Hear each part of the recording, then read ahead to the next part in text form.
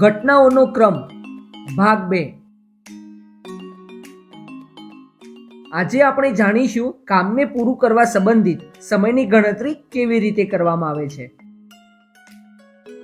અગાઉ આપણે જે શીખ્યા હતા તેની સાથે જોડાયેલા થોડા પ્રશ્નો એકબીજાને પૂછીએ, તેમાં મજા પણ આવશે. અગાઉ આપણે 3 બાબત શીખ્યા હતા. પહેલા, કોઈ પણ કામને શરૂ કરવાનો સમય ખબર હોય અને એ ખબર હોય કે કામને પૂર્ણ કરવામાં કુલ કેટલો સમય લાગશે, તો તે કામ કેટલા વાગે પૂર્ણ થશે તે સમય જણાવી શકીએ છીએ. બીજું, કોઈ કામને શરૂ કરવાનો અને પૂર્ણ કરવાનો સમય ખબર હોય તો આપણે એ જણાવી શકીએ છીએ કે તે કામને પૂર્ણ કરવામાં કેટલો સમય લાગશે. અને ત્રીજું, કોઈ કામને પૂર્ણ કરવામાં કેટલો સમય લાગે છે એ કામ પૂર્ણ થવાનો સમય ખબર હોય તો આપણે એ જણાવી શકીએ કે તે કામ ક્યારે શરૂ થયું હતું. તો આ ત્રણેય વાતોને સંબંધિત પ્રશ્ન પૂછીએ.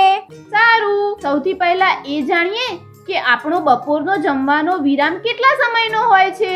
જો આપણો બપોરનો જમવાનો વિરામ શરૂ થાય છે 12:10 અને સમાપ્ત થાય છે 12:30. ચાલ, આને પહેલા દોરી લઈએ.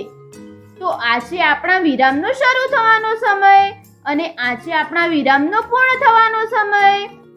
હવે જો મિનિટ કાંટો 2 પર છે, અહીંયાથી 3 સુધી ગણીશું.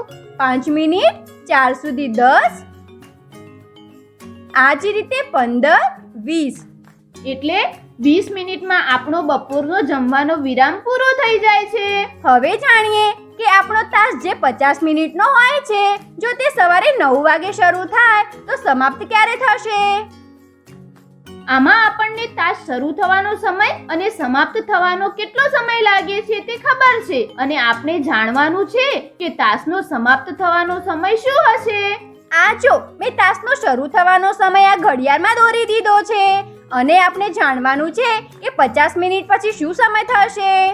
હા, તો એના માટે આપણે મિનિટ કાંટા સામે જોઈશું. મિનિટ કાંટો અત્યારે 12 પર છે, તેને 1 પર લાવવાથી 5 મિનિટ, 2 પર લાવવાથી 10 મિનિટ, 3 પર 15, 4 પર 20, 5 પર 25, 6 પર 30, 7 પર 35, 8 પર 40, 9 પર 45 અને 10 પર 50 મિનિટ થશે. આનો અર્થ આપણો તાસ 9:50 પૂરો થશે. અને આપણે એવું પણ કહી શકીએ કે તાસ 10 વાગવામાં 10 મિનિટ બાકી હશે ત્યારે પૂરો થશે.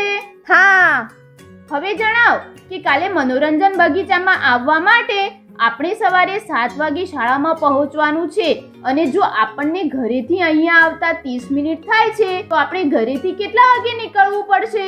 આના માટે સૌથી પહેલા ઘડિયાળમાં 7નો સમય દોરી લઈએ. ત્યારબાદ આમાંથી ઘરેથી શાળા સુધી આવવામાં લાગતો સમય બાદ કરી લઈએ. અત્યારે ઘડિયાળનો કાંટો 12 પર છે. 30 મિનિટ ઓછી કરવા માટે 12 થી 11 પર લાવીશું અને 5 મિનિટ ઓછી થઈ ગઈ. 10 પર આવવાથી 10 મિનિટ, 9 પર આવવાથી 15, 8 પર આવવાથી 20, 7 પર આવવાથી 25 અને 6 પર પહોંચતા 30 મિનિટ.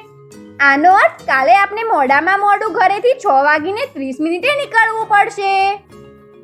ચાલ, આજે ખબર તો પડી ગઈ કે કાલે આપણે ઘરેથી 6:30 નીકળવું પડશે.